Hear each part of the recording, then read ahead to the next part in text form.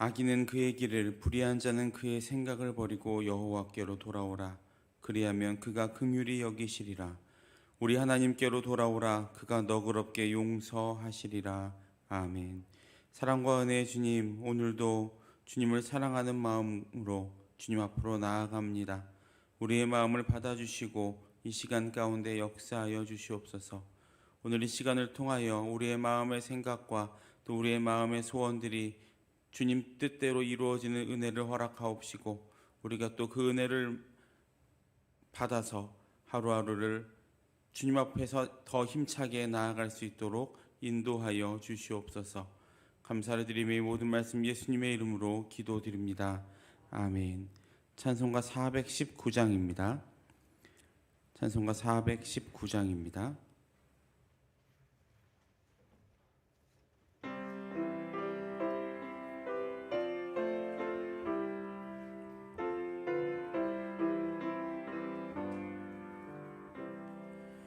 주 날개미 내가 편안히 쉬네.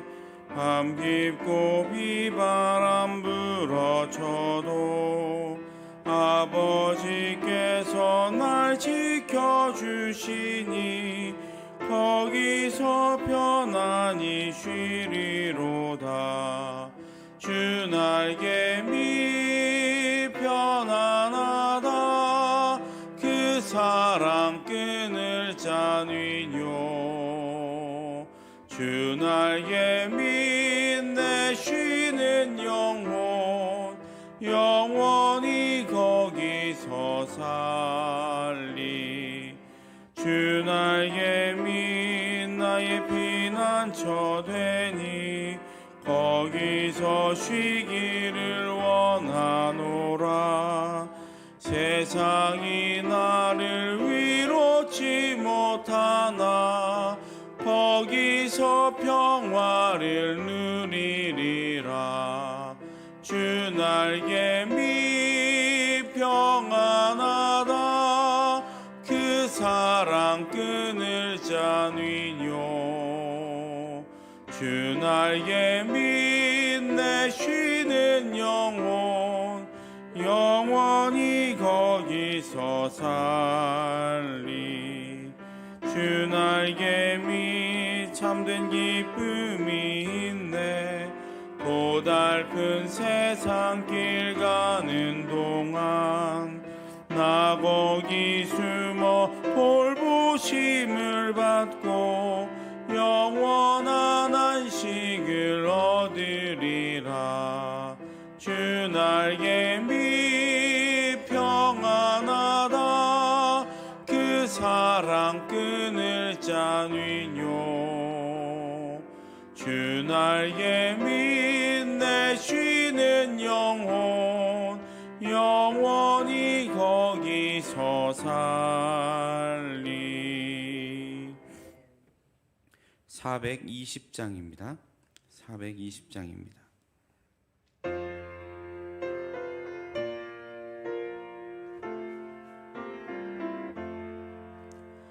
너 성결케 위해 늘 기도하며 너 주 안에 있어 늘 성경 보고 온 형제들 함께 늘 사귀면서 일하기 전마다 너 기도하라.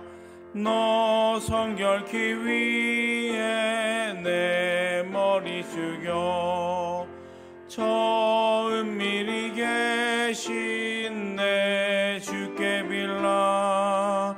주 사귀어 살면 주 닮으리니 널 보는 이마다 주 생각하라. 너 성결케 위해 주 따라가고 일 다급하여도 당황치 말라. 참 즐거울 때나 또 슬플 때나 너 주님만 믿고 늘 따라가라. 너 성결케 위해 늘 기도하며 내 소원을 주께 다 맡기어라. 너 성령을 받아 주 섬겨 살면 저 천국에 가서 더 잘 섬기리. 아멘. 오늘 함께 나눌 말씀은 예레미야 24장 1절부터 10절까지의 말씀입니다. 예레미야 24장 1절부터 10절까지 구약성경 1089페이지에 있습니다. 예레미야 24장 1절부터 10절까지의 말씀을 우리 함께 읽도록 하겠습니다.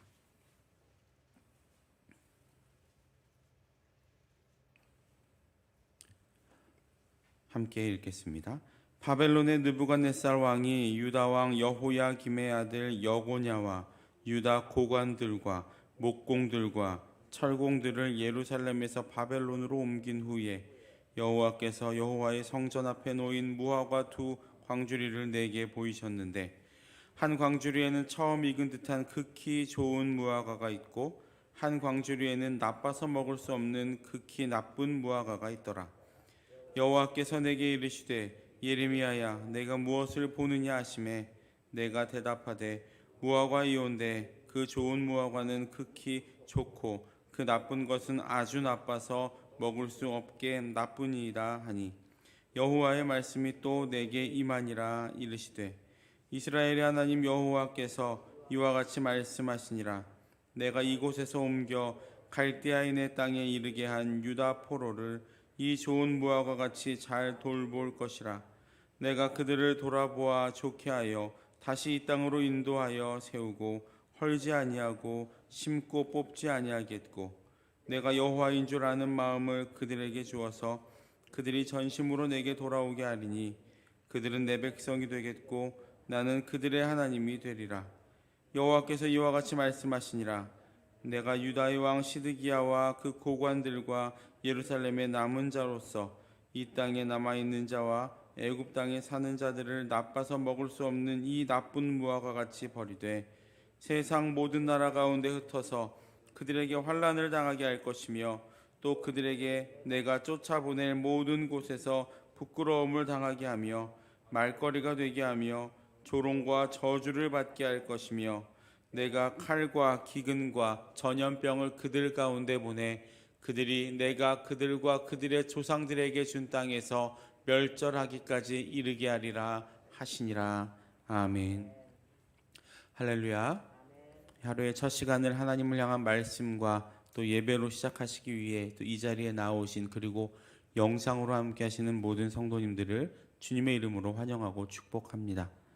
오늘 이 시간이 계속되는 어려움 가운데에서도 오늘 하루를 살아가는 우리에게 하나님이 주시는 평안과 기쁨을 경험하는 축복이 가득한 시간이 되기를 소망합니다.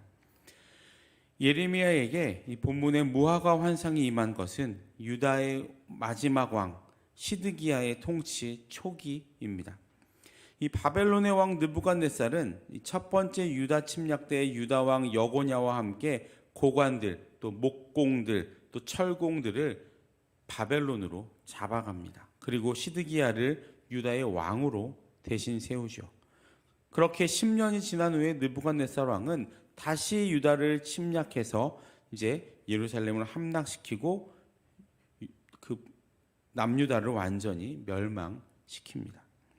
1차 침략과 2차 침략의 약 10년이라는 시간 동안 유다는 아마 정치적이나 또 외교적이나 종교적으로 어떤 입장을 취해야 할지, 2차 침략을 막기 위해서는 누구를 자신들의 편으로 만들어야 할지, 또 어떤 방법으로 이 어려움을 해결해야 할지 고민에 처한 상황이 되었다라는 말입니다. 이런 상황에서 하나님은 예레미야에게 환상을 보여주십니다. 그것은 하나님의 전 앞에 놓여있는 두 개의 무화과 광주리였습니다. 한 광주리에는 매우 좋은 무화과들이 있고 한 광주리에는 매우 나쁜 무화과가 있었습니다. 좋은 무화과는 한 해에 처음 익은 열매처럼 탐스럽고 보기 좋은 것이었지만 나쁜 무화과는 상태가 좋지 않아서 상품이 될 수 없고 먹을 수도 없는 아주 버려져야 할 그런 무화과였습니다. 이 두 가지 무화과를 보여주신 하나님은 예레미야에게 이 두 종류의 무화과에 대한 의미를 설명해 주십니다. 그런데 그 의미가 매우 충격적이었습니다. 당시 포로로 잡혀가지 않았던, 앞에서 포로로 잡혀갔던 사람들을 제외한 그 이스라엘 백성들은 자신들이 포로로 잡혀가지 않은 것은 자신들의 믿음이 포로로 잡혀간 사람들보다 훨씬 더 좋았기 때문이라고 생각했습니다.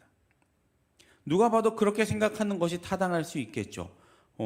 자신의 땅에 남아있는 사람 한 부류와 또 포로로 끌려간 사람 한 부류, 끌려간 사람들이 더 믿음이 안 좋은 사람이기 때문에 하나님이 벌을 주셨다라고 생각할 수 있었다라는 겁니다. 그런데 하나님께서는 모두 그렇게 생각하는 것과는 반대로 설명을 하십니다. 5절을 보시면 이스라엘의 하나님 여호와께서 이와 같이 말씀하시니라.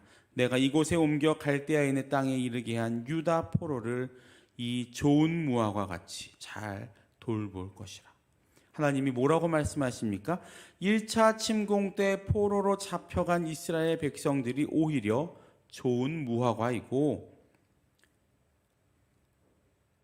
이 하나님은 이렇게 좋은 무화과 같은 이 사람들을 무화과를 잘 돌보듯이 이 포로로 잡혀간 이스라엘 백성들을 잘 돌보아 주시겠다라고 말씀하고 계시는 겁니다. 그리고 이어서 6절과 7절엔 이렇게 기록이 됩니다. 내가 그들을 돌아보게 하여 다시 이 땅으로 인도하여 세우고 헐지 아니하며 심고 뽑지 아니하겠고, 내가 여호와인 줄 아는 마음을 그들에게 주어서 그들이 전심으로 내게 돌아오게 하리니 그들은 내 백성이 되겠고 나는 그들의 하나님이 되리라. 여기서 우리가 중요하게 보아야 할 문장이 있습니다. 그것은 이 7절 상반절에 기록된 말씀, 내가 여호와인 줄 아는 마음을 그들에게 주어서입니다. 우리가 하나님을 하나님으로 고백할 수 있는 것은 사실 우리의 힘이 아닙니다. 솔직히 우리가 눈에 보이지 않는 하나님을 믿는다는 것은 인간의 상식, 인간의 본능으로는 매우 어려운 일입니다. 왜냐하면 우리는 어려서부터 눈에 보이는 것을 믿게끔 교육받아왔고 또 그렇게 살아왔기 때문입니다. 또 그것이 우리 인간의 한계이기 때문입니다. 보이는 것을 믿는 것 말입니다. 그래서 눈에 보이는 것을 믿으려고 합니다. 그리고 그것 때문에 이 과학적으로 또 어떻게 증명되지 않은 것을 잘 믿으려고 하지 않는 것이 우리 내면에 깔려있는 본성입니다. 그런데 지금 우리는 참 대단한 일을 하고 계신 겁니다. 보이지도 않고 또 눈에 띄는 어떤 증거도 없는 하나님을 믿고 있다는 것, 이것은 참 대단한 일입니다. 이렇게 인간의 영역을 뛰어넘어선 믿음을 가질 수 있는 것은 우리가 다른 사람에게 없는 눈에 보이는 무언가를 볼 수 있는 이른바 초능력 같은 것이 있어서가 아닙니다. 또 다른 사람보다 지혜나 지식이 뛰어나서도 아닙니다. 단지 하나님께서 당신이 여호와인 줄 아는 마음을 우리에게 주셨기 때문에 우리는 하나님을 하나님으로 고백하고 믿을 수 있는 것입니다. 우리는 하나님께서 계시하고 조명해 주시는 그 빛 안에서만 하나님을 알 수 있습니다. 이 말은 하나님이 우리 각자에게 허락하시는 만큼 우리는 하나님을 알 수 있다라는 말입니다. 그래서 같은 하나님을 믿는 신앙 공동체이지만 서로 조금씩은 다른 믿음의 행보들을 보여주는 것입니다. 그러니 우리는 누가 누구보다 믿음이 좋지 않다 이런 말을 할 필요가 전혀 없습니다. 주님이 허락하시는 만큼, 주님이 인도하시는 만큼 우리는 하나님을 알 뿐이지 하나님을 온전히 알 수 없다는 것에 대해서는 다 똑같은 상황이기 때문입니다. 우리가 알고 있는 하나님은 아무리 많이 알고 있어도 아주 극히 일부분에 불과합니다. 다시 본문으로 돌아가서 하나님은 그렇게 포로로 잡혀간 이스라엘 백성들에게 자신을 보여주시고 알게 하셔서 그들로 하여금 그들이 하나님께 전심으로 돌아오게 하겠다고 말씀하고 계시는 겁니다. 오직 하나님의 주권으로 그들을 하나님의 백성으로 삼으시기 위해서 말입니다.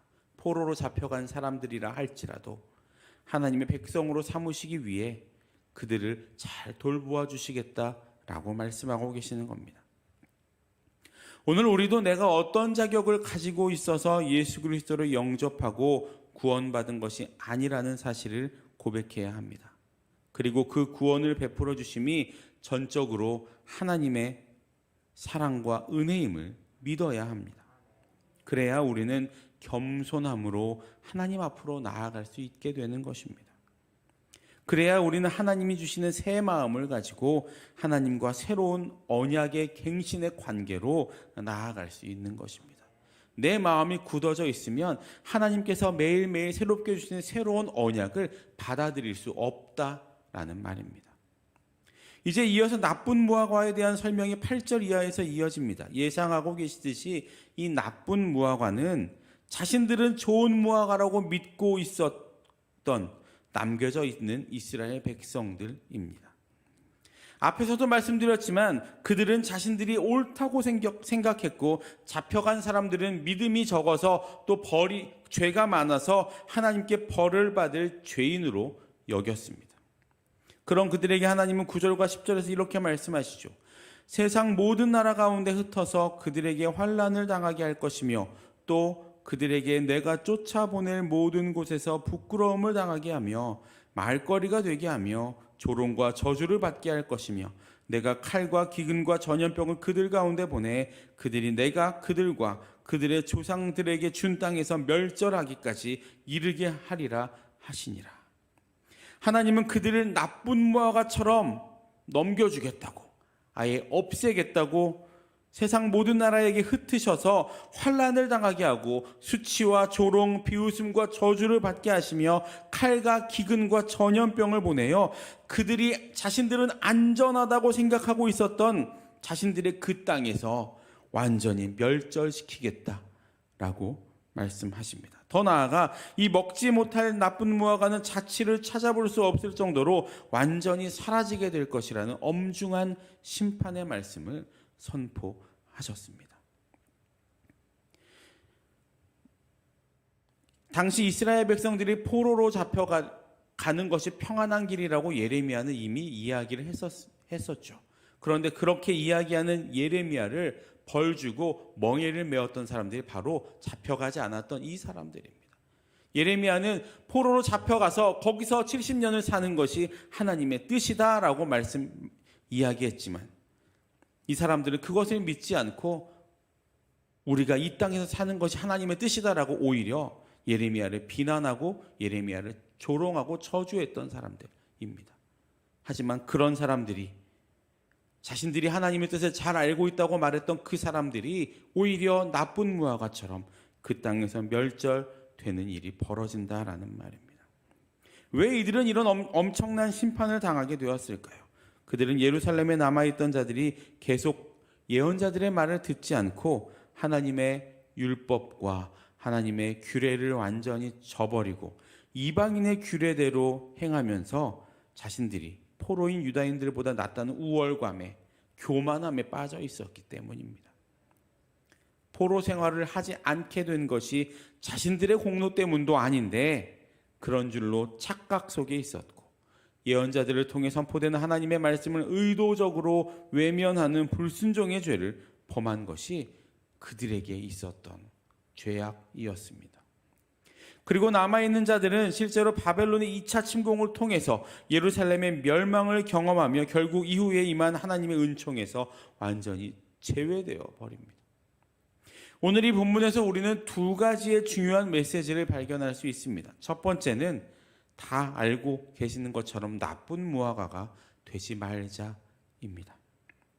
나쁜 무화과도 처음부터 악하거나 나쁜 사람들은 아니었습니다. 그들도 하나님이 선택했던 하나님의 백성들임에는 틀림없는 사실이었습니다. 하지만 포로로 잡혀가지 않고 예루살렘에 남아있던 자들은 자신들이 하나님의 심판을 면했다 란 교만한 마음을 갖게 되었습니다. 하지만 그들이 깨달아야 했던 것은 그들이 심판에서 제외된 것이 그들이 잘났기 때문이 아니라는 점이었습니다. 그들은 겸손해야 했습니다. 하나님이 나를 이 땅에 남겨두신 목적이 무엇이었는지 빨리 깨닫고 다시 하나님께로 돌아가야 했습니다. 하지만 그들은 그렇지 않았고 계속 교만함을 가지고 우리가 더 선택된 민족이야 라는 우월감을 가지고 있었습니다. 두 번째로 하나님은 고난을 통해서 좋은 무화과를 만드신다는 것입니다. 좋은 무화과도 나쁜 무화과와 마찬가지로 처음부터 좋은 무화과로 정해진 것은 아니었습니다. 좋은 무화과가 될 수 있었던 것은 하나님께서 그것을 좋은 무화과로 보아주셨기 때문에 가능한 것이었습니다. 포로된 자들은 자신들의 잘못된 모습에서 돌이키고 하나님이 주시는 새 마음과 새 영을 겸손하게 받아서 하나님과의 참된 관계를 회복하면서 비로소 좋은 무화과가 되었던 것입니다. 우리의 상황이 어떤 상황에 있는 것이 중요한 것이 아니라 그 상황을 통해서 역사하실 하나님을 기대하는 것이 우리의 좋은 무화과가 되는 우리의 모습이 되어야 합니다. 사랑하는 모든 성도 여러분, 오늘 이 본문의 좋은 무화과와 나쁜 무화과 둘 다 우리의 모습이 될 수 있음을 우리는 기억해야 합니다. 겸손하지 못함으로 하나님의 방법을 신뢰하지 못하고 내가 보기에 좋은 대로 내 생각에 좋은 길로 가기를 선택한다면 우리는 결국 나쁜 무화과가 되고 맙니다. 반대로 하나님을 바라보며 하나님의 말씀에 순종하고 하나님이 주시는 마음을 가지고 하나님께로 매 순간 돌아가기로 결단하며 또 그 길로 가려고 노력하는 길을 선택한다면 매일매일 새롭게 변화되고 어제보다 오늘이 조금 더 변화되고 오늘보다 내일이 조금 더 변화되려고 노력하는 그 모습 가운데 그 마음을 가지고 하나님께로 나아간다면 우리는 하나님이 주시는 매일 새로운 기쁨과 평안과 새로운 하루를 경험하게 될 것입니다. 그 선택은 우리에게 달려 있습니다. 어떤 분들은 그렇게 저한테 물어보시는 경우가 있습니다. 만약에 하나님이 그 이스마엘 아시죠? 아브라함의 이스마엘을 아브라함이 낳지 않았다면 지금 이렇게 탈레반이나 이런 아랍에서 일어나고 중동에서 일어나고 있는 이런 일들이 일어나지 않았을까라고 이야기를 합니다. 만약에 예전에 그랬다면. 그리고 하나님이 이스마엘을 선택하실 때 미래에 이렇게 될 것을 하나님 알고 계시지 않았을까라고 묻는 경우가 있습니다. 곰곰이 생각해 보니까 하나님은 과거에도 계셨고 현재에도 계셨고 미래에도 계셨다.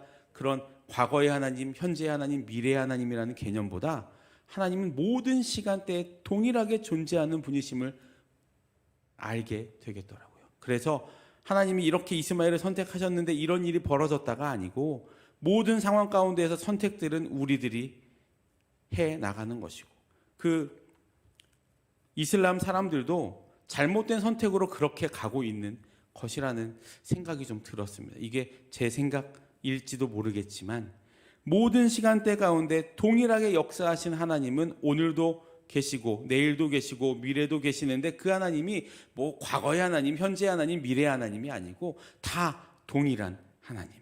하나님에게는 2000년 전이나 지금이나 같은 시간대라고 하나님은 그 가운데 계실 것입니다. 중요한 것은 하나님이 우리에게 주신 그 자유의지를 가지고 어떤 선택을 하며 나아가느냐. 하나님이 기뻐하시는 선택, 또 겸손하게 이 성경을 통해 말씀하시는 우리에게 조명되는 하나님의 그 길을 따라 겸손하게 나아가는 선택을 하며 살아간다면 비로소 우리는 좋은 무화과로 하나님이 기뻐하시고 하나님이 사랑하는 하나님의 자녀가 될 것입니다. 바라기는 오늘 이 시간 겸손함으로 하나님의 음성에 귀 기울이시며 오직 하나님만 바라보며 믿음으로 순종하는 삶. 그래서 하나님께서 기뻐하시고 하나님의 마음을 시원하게 하는 얼음 냉수와도 같은 삶을 살아가기로 결단하시는 여기 계신 모든 성도님들 되시기를 주님의 이름으로 축복합니다. 기도하겠습니다. 사랑과 은혜의 주님 감사합니다. 오늘도 우리와 함께 하셨고 우리의 모든 순간을 동행해 주시는 하나님의 은혜에 더욱더 감사를 드립니다. 하나님, 우리의 마음이 온전히 주님께로 향하기를 소망합니다.